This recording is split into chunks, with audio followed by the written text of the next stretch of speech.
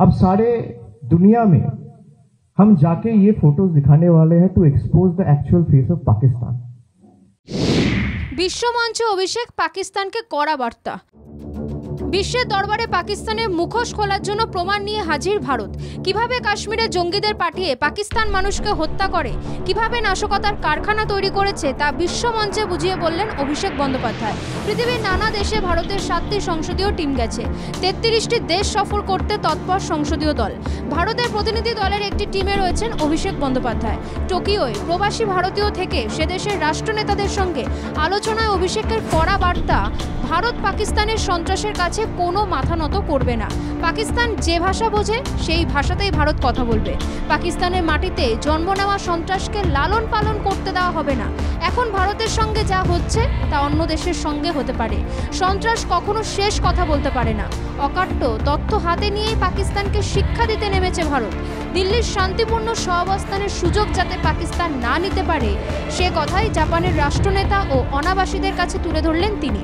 জাতীয়তাবাদের সুর বাঁধে ভারতের অন্যান্য রাজনৈতিক দলের মতো তৃণমূল কংগ্রেস যে এককাট্টা সে কথাও উঠে আসে অভিষেক বন্দ্যোপাধ্যায়ের কথায়। Refuses to bow down. We will not yield to fear.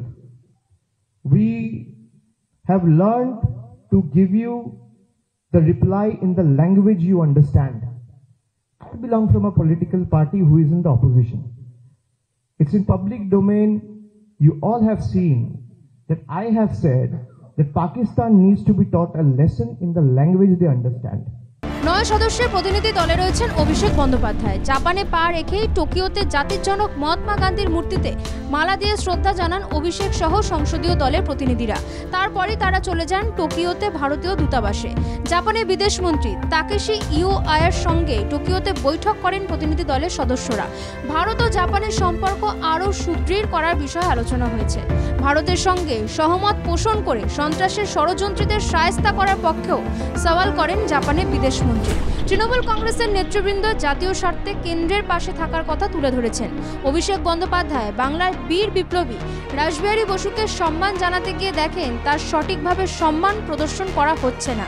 এরপরই অন্যরা বঙ্গ সন্তানকে মর্যাদা দানে এগিয়ে যান। যেটা নেতৃত্ব দিলেন অভিষেক বন্দ্যোপাধ্যায়, যে ভারতবর্ষে মনীষীদের আমরা ভারতবর্ষের বাইরে ভুলে যাব না, এটাই তো আমাদের ঐতিহ্য কৃষ্টি। এবং যখন ভারতবর্ষের স্বাধীনতা সংগ্রাম যাদের অংশগ্রহণ এটা কিন্তু বাইরে ভোলা যায় না। শ্রী সঞ্জয় কুমার ঝা তারা ওই ডেলিগেশনে রয়েছেন, তারাও গেলেন কিন্তু ওখানে। ফলে এটা খুব তাৎপর্যপূর্ণ। সিবি জর্জকে যিনি অ্যাম্বাসেডর তাকে বলা হয়েছে যে এই জায়গাগুলো সংরক্ষণ করতে হবে। এই 3টি বিষয়ে তার উপস্থিতি, তার বক্তব্য, প্রেসে দৃঢ় বক্তব্য, আমরা আবারও একই কথা তুলে ধরছি। জাপানের পর সিঙ্গাপুর, মালয়েশিয়া, ইন্দোনেশিয়া এবং দক্ষিণ কোরিয়াতে গিয়েও সংসদীয় প্রতিনিধি দল পেহেলগাঁওয়ের সন্ত্রাসবাদী হামলা এবং অপারেশন সিন্দুর নিয়ে ভারতের অবস্থান তুলে ধরতে তৎপর।